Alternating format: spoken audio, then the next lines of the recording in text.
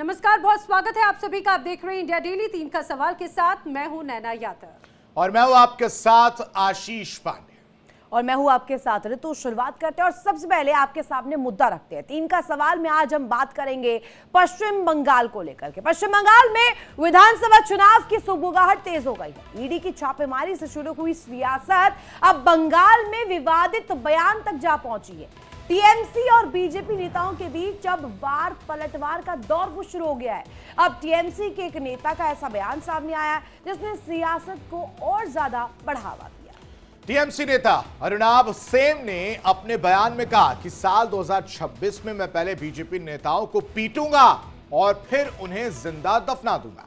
बंगाल के नेता का यह बयान अब सोशल मीडिया पर वायरल हो रहा है। बीजेपी के राष्ट्रीय प्रवक्ता प्रदीप भंडारी ने अपने एक्स हैंडल से अरुणाब का धमकी वाला वीडियो शेयर किया और उसके बाद बीजेपी लगातार टीएमसी नेता पर हमलावर है। बीजेपी नेताओं ने कहा कि वो भी किसी भी चुनौती के लिए तैयार है। जी हां, बीजेपी नेताओं और कार्यकर्ताओं को खुली धमकी दी गई है। खुली धमकी देने वाले अरुणाब सेन ममता बनर्जी की पार्टी के यानी कि टीएमसी के नेता हैं और वो आते हैं हावड़ा के बागनान से। यहाँ पर विधायक हैं। इतना ही नहीं बल्कि टीएमसी विधायक अरुणाब सेन ने कथित तौर पर धमकी दी कि अगर हिंदी भाषी नेताओं को इलाके में बैठक के लिए लाया गया तो वो स्थानीय नेताओं के घर पर ये कहा जाए कार्रवाई करेंगे, घर गिरा देंगे। अब बड़ा सवाल ये कि चुनाव आते वक्त क्या राजनीति का स्तर अब गुंडागर्दी और धमकी भरे लहजे तक पहुंचना अब सही है? और इसीलिए कई बड़े सवाल भी खड़े होते हैं। आज के 3 के सवाल में बड़े सवाल है, क्या नेताओं को बयानों पर लगाम लगानी चाहिए जिस रूप में बयानबाजी का दौर अब विधानसभा चुनाव से पहले नजर आता है। साथ ही साथ वोट बैंक के लिए क्या किसी भी स्तर तक जाना सही है, इस सवाल का भी जवाब तलाशने की कोशिश करेंगे। और तीसरा बड़ा सवाल ये कि टीएमसी नेताओं के विवादित बयान से किसे फायदा होगा, किसे नफा होगा, किसे नुकसान होगा, करेंगे इसी पर बड़ी चर्चा। हमारे साथ खास मेहमान जुड़ेंगे, उनका तारुफ सबसे पहले आपसे करवा दूं।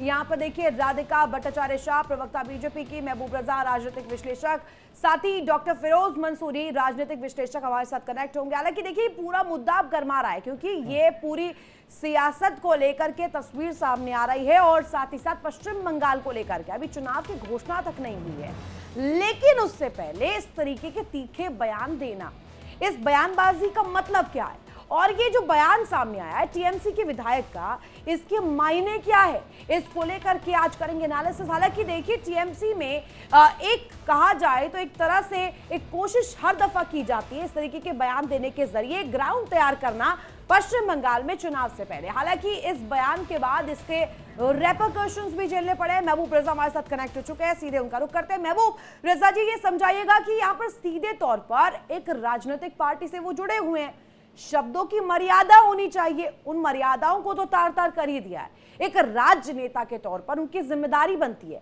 अब क्या चुनाव से पहले इस तरीके की बयानबाजी की जाएगी? क्या ये लाजमी है? क्या ये सही है? बहुत बहुत शुक्रिया। देखिए ये जो इन्होंने कहा टीएमसी के जो लीडर है, एमएलए है, वो गलत है। इस तरीके का लोकतंत्र में ये बयान शोभा नहीं देता है। आप अपने असूलों से जीतिए, अपने पॉलिसी से जीतिए, अपने तरक्कियात के काम से जीतिए।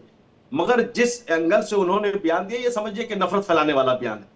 मगर एक चीज फिर मैं कहना चाहता हूँ, इससे पहले शुभेंदु अधिकारी जो एलओपी है बीजेपी के, वो भी इस किस्म का बयान देते हैं। बीजेपी के बड़े लीडर है, बैरकपुर से आते हैं अर्जुन सिंह, वो भी मारने काटने की बयानबाजी करते हैं। तो वो हमेशा से बंगाल में जो है धार्मिक लड़ाई बहुत कम होती है, धर्म के नाम पे कभी लड़ाई नहीं होती है। ज्यादातर यहाँ पॉलिटिकल लड़ाई होती है। सियासी पार्टियां आमने सामने, जब लेफ्ट का सरकार था उस जमाने में सियासी लड़ाई की भी तो कोई मर्यादा होनी चाहिए ना सर, कोई लाइन तो होनी चाहिए ना कि उसे क्रॉस नहीं कर रहा है, यहीं तक सीमित रहना चाहिए ताकि एक अच्छा उदाहरण जाए, एक अच्छा एग्जाम्पल जाए। अब जब विधायक साहब के ही ऐसे बिगड़े बोल होंगे तो जनता को वो किस तरह से ट्रीट करेंगे? हिंदी भाषी, मतलब हिंदी भाषी का होना क्या वहां गुनाह हो गया है क्या? एकदम सही आपने कहा। कल सौमिक भट्टाचार्य जी कल गंगा सागर मेला में थे और वो सारे जो हिंदी भाषा भाषी से मिल रहे थे। और आज शुभेंदु अधिकारी भी वहां पर जाएंगे, एलओपी लीडर, वो भी हिंदी भाषा, लिट्टी चोखा का प्रोग्राम उनका आज है, वो हमारे ख्याल से वो सब करेंगे। तो ये सारे हिंदी भाषा से लड़ रहे। मगर प्रॉब्लम यहाँ पर क्या है ना कि दोनों को रोटी सेकना है और अपने जो कार्यकर्ता है वर्कर है उनको ये बताना है कि हम सबसे ज्यादा मजबूत है, हम नहीं, सत्ता में लेकिन वापस आ रहे हैं चुनाव और ये में सत्ता उत्साह में कहीं नहीं भरने है। की जगह ये हिंसा भड़काने का काम नहीं है क्या? हमारे साथ में राजनीतिक विश्लेषक डॉक्टर फिरोज मंसूरी भी कनेक्ट हो चुके हैं। आपका भी बहुत स्वागत है फिरोज मंसूरी जी। जब जब चुनाव आते हैं, इसमें कोई शक नहीं, जिस तरह से बयानबाजियों का दौर शुरू होता है और कई बार बयानबाजी इतने ज्यादा निम्न स्तर पर पहुंच चली जाती है कि वो शर्मसार तो ठीक है, शर्मसार से ज्यादा विवाद और काफी ज्यादा स्थिति बिगाड़ देती है। अब यहाँ पर जिस तरह से टीएमसी नेता का बयान सामने आया है वो बड़े धमकी वाले अंदाज में नजर आया है और वो जंगल राज नहीं बल्कि महाजंगल राज को परिभाषित करता है, ऐसी भी प्रतिक्रियाएं सामने आने लगी हैं। इस तरह से बयानबाजी का आखिर क्या उद्देश्य है? क्या नफरत फैलाने वाली राजनीति है ये? बिल्कुल नैना जी और तमाम पैनलिस्ट को सबसे पहले जय हिंद कहूंगा। देखिए, बिल्कुल ये चिंताजनक स्थिति है। राजनीति में आप राजनीति करते हैं, आप मॉडल खड़ा करते हैं, समाज में एक मैसेज देते हैं, आपकी अभिव्यक्ति की स्वतंत्रता है, संविधान ने आपको दिया, लेकिन आपको उसी अभिव्यक्ति की स्वतंत्रता में 91 नहीं बल्कि 92 में आपको कहा गया है, 19(2) में कि आपको प्रतिबंधित भी किया गया कि आपको कौन सी अभिव्यक्ति है कौन सी नहीं है। सीधे सीधे धमकाना जो है ये आप सीआरपीसी आईपीसी के खिलाफ है, चाहे वो 507 हो चाहे 504 हो। मैं जो समझती हूँ फिरोज मंसूरी जी, अगर चुनाव में ऑन ग्राउंड वो काम कर रहे हैं, चुनावी मैदान में है, इस बैटल ग्राउंड में है, तो मुद्दों को एड्रेस किया जाना चाहिए। अब ये ऐसे कह रहे हैं कि 2026 में साफ कर देंगे पश्चिम बंगाल से बीजेपी को, वो समझ आता है, लेकिन इस तरीके की धमकी भरे अंदाज में अगर वो कहेंगे, ये कहीं से भी जायज नहीं लगता। रितु जी क्यों करते हैं इस तरह के शब्दों का इस्तेमाल? इस तरह के नेता क्यों करते हैं? वो इसलिए करते हैं कि उनको पता है कि अब चुनाव आ रहा है, जनता जो है उनसे हिसाब मांगेगी और जनता को अगर हिसाब देना पड़ेगा रोजगार के सवाल पर, बेरोजगारी के सवाल पर, हेल्थ के सवाल पर, उनके उनके खाने पीने के सवाल पर, सड़क बिजली के सवाल पर, तो फंस जाएंगे।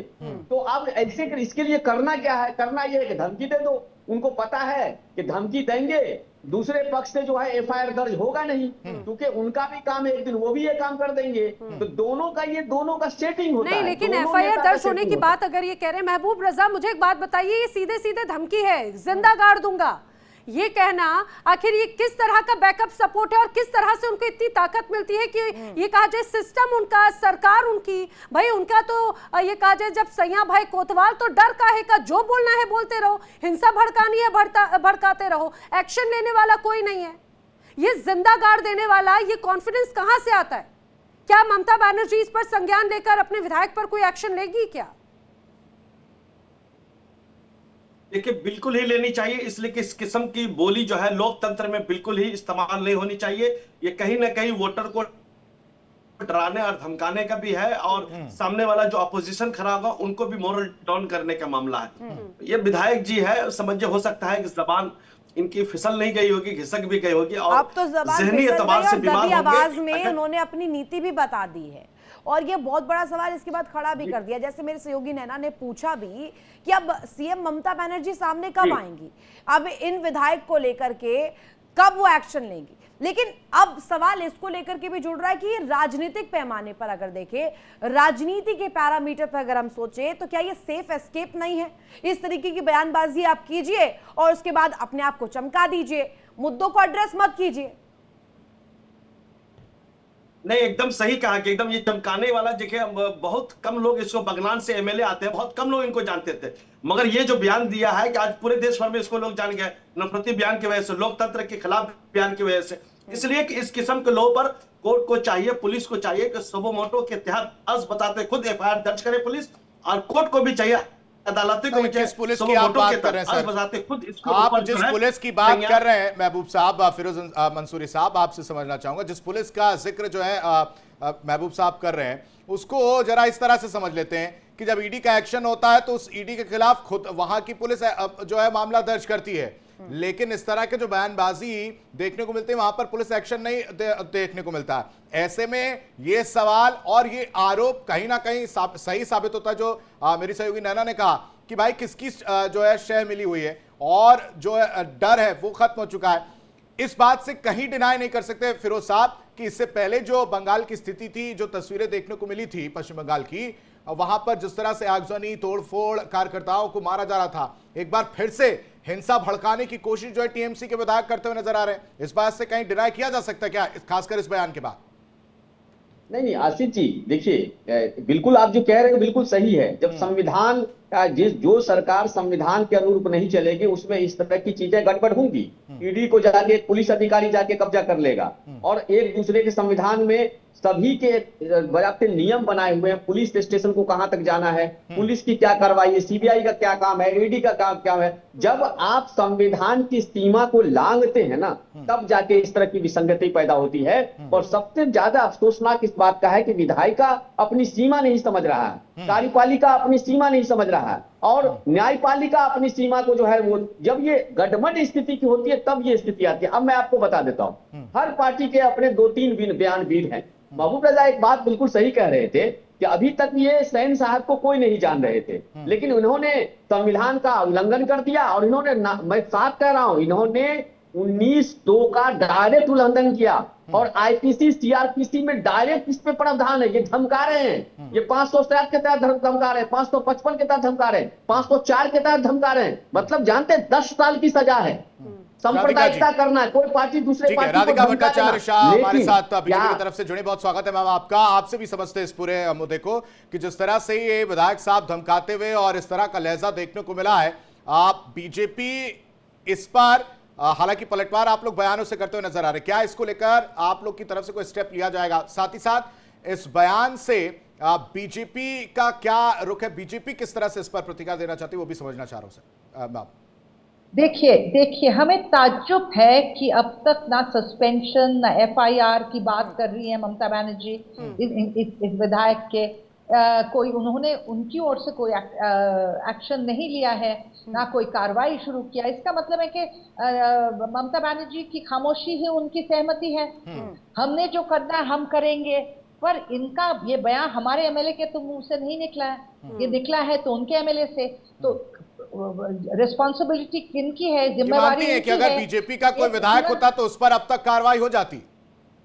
अरे जरूर, हम लोग देखिए, हम लोग आते हैं स्पोक्स पर्सन बन के टीवी पे, हम बड़े ख्याल के साथ और समझदारी के साथ बोलते हैं। ऐसा कुछ नहीं बोलते कि हमारे पार्टी को एम्बैरेसमेंट होगी या हमारे इमेज को ठोस पहुंचेगी। पर ये तो टीएमसी का, माफ कीजिए महबूब जी कहना पड़ रहा है, ये तो टीएमसी का एक नॉर्मल तरीका है ऑपरेशन का। हर जगह गुंडागर्दी, हर जगह बुरी जुबान, कभी बोलेंगे हिंदुओं को भागीरथी में डाल देंगे तो कभी कहेंगे दफनाएंगे। अब ये तो पॉलिटिकल नहीं तो राधिका जी, ये पॉलिटिकल बयान है या हिंदुओं के प्रति नाराजगी है, हिंदुओं के प्रति नफरत है? ये देखिए, माफ कीजिए, ये भी कहना पड़ रहा है नेशनल टेलीविजन के ऊपर कि बंगाल के हिंदू इतने डरे हुए हैं कि इनको लाइन टो करना पड़ता है जो माहौल कहता है। तो शायद ये अपने अटेंशन के लिए कह रहे हैं, शायद चापलूसी करने के लिए कह रहे हैं। पर अगर ममता जी तुरंत बीच में आती और बोलती कि हम इनके किसी भी बयान से हमारी पार्टी सहमति नहीं देती, तो बात अलग हो जाती। लेकिन राधिका जी, यहाँ पे एक और बड़ी गौर करने वाली बात है ना, मुझे लगता है इस बात का जवाब महबूब रजा दें, क्योंकि जब हम अर्नब सेन का ये बयान सुनते हैं तो वो खुद कहते हैं कि 2 महीने तक मैं दीदी की कोई बात नहीं मानूंगा। यानी कि ये कहा जाए कि बेलगाम हो चुके हैं अर्नब सेन। अभी तो उनकी तरफ से ये पहला बयान आया और इसके बाद में जाने और क्या क्या कुछ कह जाए। तो क्या दीदी का भी जोर नहीं है क्या टीएमसी के अपने ही विधायकों पर, अपने ही नेताओं पर? बहुत अच्छा सवाल पूछा। मैं उस सवाल से पहले एक चीज हम कहना चाहते हैं कि हमारी बड़ी बहन जो बातें कही है कि हिंदू यहाँ का डरावा, नहीं, ऐसी कोई बात नहीं। मैं इस बात को तायद नहीं करता हूँ, इसलिए कि टीएमसी में जितने लोग हैं सब तो हिंदू लोग हैं ज्यादातर। तो वो लोग कभी डरावा नहीं, दीदी इतना हिंदू समाज के लिए ये वो डरावा कुछ नहीं। ये बोलिए कि टीएमसी बीजेपी वाले को डरा रही है, सीपीएम को डरा रही है, कांग्रेस को डरा रही है, तो बिल्कुल मैं आपकी इस बात से इत्तेफाक करूंगा। एकदम इसमें कोई किंतु परंतु नहीं है। आप जानते हैं कि सियासत में डर का भी बिजनेस कायम रहता है। जैसे कि आसाम के हेमंत बिस्वा शर्मा अपने बेलगाम होकर के बातें करते हैं, इसी तरीका से सेन भी बेलगाम हो चुका है। शायद यही वजह है कि आप देखिए बंगाल की मुख्यमंत्री ममता बनर्जी को आके जब ये बार बार कहना पड़ रहा है कि भाई मैं धर्मनिरपेक्ष हूँ, मैं हिंदू मुस्लिम की राजनीति नहीं करती, तुष्टीकरण की राजनीति नहीं करती, अगर उन्हें ये क्लैरिफिकेशन देने की जरूरत पड़ रही, मतलब वो जानती है कि उनकी छवि उस तरह की बनी है। बीजेपी के जो लीडरान हैं, एमएलए हैं, एमपीज हैं, मिनिस्टर हैं, वो बार बार इस चीज को करने की कोशिश कर रहे हैं, मगर आपके चैनल में बैठ करके अभी 2 मिनट पर में महबूब साबित रजा, कर ये दूंगा बात सबसे तो ज्यादा इससे मंगनी स्पष्ट हो प्रधान। जाती है, अगर उनको आकर के बार बार हर दफा ये सफाई देनी पड़ रही है, और अब अगर हम सवाल भी पूछ रहे हैं कि अब इस पर एक्शन होगा या नहीं होगा, इस बात से ये तो कम से कम स्पष्ट हो जाता है राजनीति के टर्म्स में, अगर मैं कहूं कि गियर उनके हाथों से अब नहीं चल पा रहा है। टीएमसी में वो कुछ कह रही हैं, कर कुछ रहे हैं उनके विधायक। अभी हुमायूं कबीर थे ना जब पार्टी में थे, जब उन्होंने किस तरीके से बाबरी मस्जिद को लेकर के तस्वीर रखी थी, उसके बाद उन्हें बाहर निकाल दिया गया। अब ये नए विधायक आए हैं, अब ये अपनी जो पॉलिटिकल माइलेज को और ज्यादा बूस्टअप करने के लिए इस तरीके की कोशिश करते हैं। लेकिन मैं इसे जानना चाहूंगी राधिका जी आपसे कि ये जो एक तरह से पॉलिटिकल स्टंट किए जाते हैं, इन स्टंट्स के माध्यम से क्या कोशिश यहां अपनी छवि को बूस्टअप करना? हुमायूं कबीर जिसे कोई नहीं जानता था, वो थे उस स्थान पर, उस जगह पर जहां से वो आते हैं, लेकिन नॉर्मल टर्म्स में अगर कहें, अगर लाइमलाइट की बात करें, उस बयान के बाद ही आया था ना जब बाबरी को लेकर के उन्होंने तस्वीर रखी, तो क्या ये पॉलिटिकल माइलेज लेने का एक रास्ता सा बन गया है? देखिए, मुझे लगता है कि ये एक मंसूबा है टीएमसी का। इलेक्शन आ रहे, एक एमएलए को कहा तुम ये कह दो, अटेंशन थोड़ी निकल जाएगी आईपैक से, तो थोड़ी देर की हमें मोहलत मिलेगी, तब तक हम प्लान कर लेंगे कि अगला क्या ड्रामा करेंगे। तो ये मुझे, क्योंकि अगर मैं बार बार ये बात कहती हूँ, ममता जी अगर तुरंत आती है और कहती है लड़का कौन है या आदमी कौन है, इसे हटाओ हमारे पार्टी से, ऐसे लोग हमें नहीं चाहिए। यहाँ पे वो कहती है कि वो संविधान को पूछती है, दूसरे तरफ वो संविधान के विरोध में काम करती है, जैसे आईपैक के ऑफिस में किया, फिर संविधान के विरोध में एक मुख्यमंत्री होकर अपना मुंह चुप रखती है। तो ये मेरे ख्याल बिल्कुल गलत है। और ये जो बयान उन्होंने किया वो तो सिर्फ बीजेपी के खिलाफ नहीं, बंगाल के लोगों के खिलाफ भी तो है। जो भी सवाल पूछता है उसे चुप कराने की भाषा टीएमसी की एक संस्कृति जैसे तो ये बात हो जाती है ना, जिस तरह से अगर वो ये कह रहे हैं कि भाई अगर हिंदी भाषी को अगर यहाँ पर बुलाया जाता है रैली करने के लिए, तो वहाँ की जो जनता है, वहाँ के लोगों को भी सीधे सीधे डराने की एक तरह से बड़ी कोशिश है। मतलब ये तो हिंदी भाषी हिंदुओं को लेकर, भले ही यहाँ पर महबूब रजा उस बात को एक्सेप्ट नहीं करना चाहते हो, लेकिन महबूब रजा इसका फिर क्या अर्थ माना जाएगा? अगर वो एक तरफ कहते हैं कि बीजेपी के नेताओं को जिंदा गाड़ दूंगा, दूसरी तरफ कहते हैं कि अगर हिंदी भाषी लोगों को अगर यहाँ पर रैली के लिए बुलाया गया या फिर वो आते हैं तो यहाँ पर घर को निशाना बनाऊंगा। देखिए, एक बात तो सच्चाई है कि 2021 का इलेक्शन आपको, हमें भी याद होगा, आपने बहुत अच्छी तरीके से कवर भी किया होगा कि पॉलिटिकल वहां per day of election murder हुए थे नॉर्थ बंगाल, बहुत अच्छी तरीके जानते हैं, एक नहीं कई मर्डर हुए थे। और जब लेफ्ट के पीरियड था तो उस जमाने में day of election, in the period of the election murder होते थे, डराया जाता था, धमकाया जाता था। तो बंगाल में आज से मैं डे वन से ही बोल रहा हूं कि ये जब इलेक्शन जैसे जैसे करीब आ गया ना, इस किस्म के बिगड़े बोल सिर्फ टीएमसी के नहीं, सीपीएम के भी आएंगे, कांग्रेस के भी आएंगे, सरकार जिसकी सत्ता उसे, मुझे एक बात बताइए, जिसके पास में कुछ है उसे खोने का डर रहता है ना, जो खाली हाथ है उसे खोने का क्या डर है? डेंट किसे करेगा? डेंट अगर ये कांग्रेस को करेगा, बीजेपी को करेगा या टीएमसी को करेगा? देखिए, ये तो सच्चाई है कि इससे नुकसान जो है टीएमसी को होगा, मगर तो एक्शन भी उन्हीं को लेना है। जो मेमोरी है ना, खासकर बंगाल जी, बंगाल की जो जनता के अवाम की मेमोरी बहुत शॉर्ट मेमोरी, बहुत जल्दी भूल जाते हैं कौन किसने क्या बोला, नहीं बोला, क्या हादसा हुए, क्या झमेले हुए, सब भूल जाते हैं। सुनिए ना, आने वाला कल जब ये जो इलेक्शन है ना, ये बहुत दिलचस्प मोड़ लेता जा रहा है। हर दिन हम देख रहे हैं एक नए किरदार की एंट्री हो रही है। और फिरोज मंसूरी जी, जरा इस पर लाइट डालिएगा आप। ये हम देख रहे हैं कभी मंदिर, कभी मस्जिद, अब ये नए शख्स आए, धमकी भरा अंदाज रख रहे हैं, हिंदुओं को लेकर के कह रहे हैं हिंदी भाषी के साथ ये हो जाएगा, वो हो जाएगा। अब ये हम देख रहे हैं भी चुनावों की घोषणा भी नहीं हुई है, लेकिन वो पॉलिटिकल बैटल ग्राउंड बनाने की कोशिश धर्म के नजरिए से अगर किया जा रहा है, इस पर क्या रोक नहीं होनी चाहिए? इतनी निजता पर नहीं उतरना चाहिए ना? तो जी देखिए, पार्टियों के अंदर जो कैडर का जो संस्कार है वो अब उसमें क्या हुआ है, सब लोग अपना अपना बांट लिए, किसको किस तरह की कंट्रोवर्सी, किसको हिंदी भाषी को लताड़ देना है, किसको जो है वो मराठी को बोल रहे हैं, बंगाली नहीं बोल रहे हैं तो उसको ये करना है, ये सब बांटा हुआ है। लेकिन सच्चाई ये है कि हर पार्टी की अपने बयानवीर हैं, और ये देखिए 3 बार से विधायक है। सच्चाई पूछिए, अगर इनके इलाके में जो ये जिस विधानसभा से जीत रहे हैं, कुछ राजनीतिक नैतिकता भी तो होती है ना मंसूरी जी, राजनीतिक नैतिकता कहाँ चली गई है? इसके थाने की पड़ताल कर लीजिए, इनके क्षेत्र में कितने बलात्कार हो रहे हैं, कितने आपराधिक वारदात हो रहे हैं, कैसी सड़कें हैं, कैसे हेल्थ कंडीशन है। अगर इसकी पड़ताल हो जाए तो अगले बार ये विधायक नहीं रहेंगे। लेकिन सच्चाई क्या है, अब ये पूरे देश के जानकार वाले, अब क्या भाई, अरुणाब सेन एक विवादित लीडर बन गया, देश का टीएमसी का बराबर कद्दावर मसल्स वाला लीडर बन गया, जो बीजेपी को धमका रहा है। ठीक है, तो महबूब रजा। ये जो साइकोलॉजी है ना, ये साइकोलॉजी लड़ाई है, मनोवैज्ञानिक दबाव है कि हम भारतीय जनता पार्टी से नहीं डरते। आप भारतीय जनता पार्टी को क्या ठीक है करना चाहिए था? महबूब रजा साहब, इससे भी कोई निचला स्तर होगा क्या टीएमसी विधायक का जो इससे नीचे जाएंगे? पहला सवाल। दूसरा कि वायरल वीडियोस जिस तरह से होते हैं सोशल मीडिया पर, उसके बाद से एक नैरेटिव की चीजें देखने को मिलती है, तो क्या ये कोशिश नहीं है कि चुनाव से पहले एक नैरेटिव चेंज किया जाए?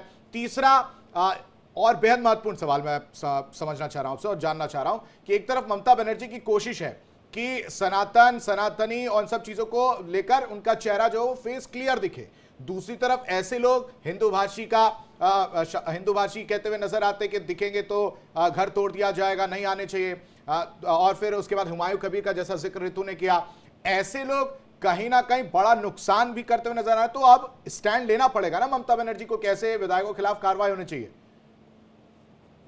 क्या कोशिश क्या इन विधायकों? बहुत बेहतरीन, बहुत अच्छा सवाल आपने। देखिए बहुत अच्छा। सबसे पहले तो देखिए कभी भी इनके बयान को दुरुस्त सही नहीं समझाया जाएगा, ये बिल्कुल ही गलत है, ये बयान होनी नहीं चाहिए। दूसरी तीसरी बात कि देखिए उसकी जबान जो है ना बंगाली जबान है, उनके बोलने का होगा जो हिंदी भाषी राज्य से आएंगे या बाहर से आएंगे वो अटैक इसके ऊपर क्यों होंगे। मगर जानते हैं ना कि जबान वो बोलने में थोड़ा सा 19-20 हो जाता है, एक बंगाली जबान में होता है, वो बोलने को कुछ और बोल देंगे कुछ और, मगर उनका ले जाना 19-20 ऐसा हो जाता है कि जिंदा गाड़ देंगे। 19-20 ऐसा हो जाता है महबूब रजा जी, अगर आप उनको कवर करने की कोशिश करें तो जरा ये भी तो सोचिए, लहजा बदल सकता है, शब्द बदल जाते हैं क्या? ये कह रहे हैं कि भाई जो लोग यहाँ पर आकर रैली करेंगे उनके घरों को टारगेट किया जाएगा, आम जनता की। बार बार ममता बनर्जी जो एलिगेशन क्या लगाती है कि झारखंड से, बिहार से जो है फॉल्स वोटर को बीजेपी बुलाती है, यहाँ पर वोट करवाती है, मारपीट करवाती है, दंगा करवाती है। अरे तो उसके बाद भी जब एफआईआर होता है तो उस पर भी आपत्ति जता देते हैं। ईडी काम करती है तो उसमें भी दखल दे देते हैं, संवैधानिक संस्थाएं काम करती है तो उसमें भी सामने आ जाती है, मुख्यमंत्री होते हुए वो भी सामने आ जाती हैं। तो सर ऐसे में जनता कैसे विश्वास करेगी आप लोगों पर? दोबारा क्यों मौका देगी आपको? लेकिन देखिए मैं तो एज ए पॉलिटिकल एनालिस्ट हूं, मगर जहां तक दीदी का जो मामला है ना, ये जनता के दरमियान में पूरी एकदम मामला अपना फिट रखी हुई है। आपने एकदम डिफेंड करते करते खुद को साइड ही कर लिया, किनारे कर लिया। मैं एक सवाल राधिका जी से इस पर चाहती हूँ। राधिका जी, जैसे अभी सीधे सीधे उन्होंने कहा कि शब्दों की जो सीमा होती है या उसकी पराकाष्ठा जो होती है, एक लिमिट सेट करा जाना चाहिए, राजनेताओं को अपनी भाषा पर कंट्रोल होना चाहिए। लेकिन सीधे तौर पर एक एरिया को रिप्रेजेंट कर रहे हैं, कोई छोटे मोटे पद पर तो है नहीं, विधायक है भैया वो, और विधायक इस तरीके की भाषा कहेगा तो बाकी लोगों से क्या आप एक्सपेक्ट कर रहे हैं? और टीएमसी के विधायक है वो, और सरकार में उनका राज चल रहा है, तो पूछा तो जाएगा ही ना। ऐसे कैसे एस्केप हो जाएगा कि 19-20 चला जाता है मामला? और देखिए मैं भी बंगाली हूँ, मैं हिंदी बोल रही हूँ, आशा करती हूँ कि मेरी हिंदी लोग समझ रहे हैं, मिसअंडरस्टैंड नहीं कर रहे, क्योंकि पैदाइशी मैं भी तो भट्टाचार्य हूँ। तो अभी देखिए इन्होंने जो बात कही थी, गाड़ देंगे, उन्होंने पूते दो वो नहीं बोला जो बंगाली में बोलेंगे। अगर उन्हें हिंदी नहीं आती तो वो बोलते हम इनको पूत देंगे, तब हम बोल सकते थे बेचारे बंगाली है उन्हें समझ नहीं आती। इन्होंने कहा कि हम इनको गाड़ देंगे। ये मुझे कोई डाउट नहीं है, ये इनके हॉट मीटिंग रूम में इन लोगों ने कहा अब देखो आईपैक का बड़ा चल रहा है, डाइवर्शन कैसे करते हैं, चलो तुम कुछ भी बयान दो। राधिका जी हालांकि वक्त कम है, मुझे एक बात बताइए, एक तरफ डाइवर्जन ये आपको रीजन नजर आ रहा है, या फिर जो 3 बार के विधायक रहे हैं और पिछली बार में हमने देखा था 2019 का या 2021 का चुनाव, यहाँ पर बीजेपी ने फिर भी टक्कर दी। ऐसा नहीं है कि मार्जिन में बहुत ज्यादा ये कहा जाए कि डिफरेंस था, इसमें कोई शक नहीं, लेकिन वहां पर एक बड़ी मौजूदगी दर्ज करवाई। तो क्या अब 2026 का चुनाव उनके लिए, खासतौर से बागनान जो सीट है उसके लिए उनको चुनौतीपूर्ण लग रहा है? क्या बीजेपी वहां पर पैठ बढ़ा रही है अपनी? देखिए बीजेपी तो पूरे बंगाल में फैल गई है, और अभी ये जो आईपैक का जो हुआ ना, ये हमारा बड़ा एडवांटेज हो गया। क्योंकि अभी जो उनके कुछ भी समर्थकों को अगर लगता था कि नहीं बीजेपी ऐसे कराता है या बीजेपी को दोष दे रहे थे, अब जिस तरीके से वो फाइल लेके भागी, उनके मन में भी अभी कोई डाउट नहीं है कि उन्होंने कुछ गलत लेकिन किया राधिका है। जी, आप यहाँ पर आईपैक की इस कार्रवाई को या ईडी की कार्रवाई को लेकर आप विन विन कंडीशन मान रही हैं, लेकिन टीएमसी इसे बदले की कार्रवाई और मौके की कार्रवाई करार दे रही है। वेल, आने वाला वक्त बताएगा क्या होगा, लेकिन पिछले 2021 के चुनाव में 37% वोट जो है बीजेपी ने पाया था इस बागनान सीट से, और एक बार फिर से यहाँ पर बड़ी सक्रियता नजर आती है। तो ऐसा लगता है कहीं ना कहीं वो डर या बौखलाहट का नतीजा है क्या, जिस तरह से गुंडागर्दी पर उतर आए हैं टीएमसी के विधायक। आप सभी हमारे साथ इस चर्चा में शामिल हुए, आप सभी का बहुत बहुत धन्यवाद। लेकिन क्या कोई बड़ा एक्शन ममता बनर्जी अपने इस विधायक पर लेंगी, ये देखने वाली बात है। वक्त एक छोटे से ब्रेक का। इंडिया डेली अब आपकी स्मार्ट टीवी पर भी मौजूद है। इंडिया डेली 24/7 अब आप लाइव देख सकते हैं इन सभी प्लेटफॉर्म्स पर।